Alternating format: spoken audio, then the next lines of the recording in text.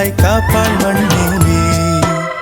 சில நேரம் புன்னகையாலே பூக்கள் தந்திடுவாள், சில நேரம் சண்டைகளாலே என்னை வென்றிடுவாள். பேசாமல் மௌனத்தினாலே மனதை சொல்லிடுவாள்.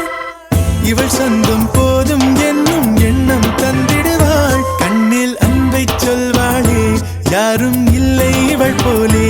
துன்பம் என்னை தீண்டாமல் தாயாய் காப்பாள் மண்ணிலே.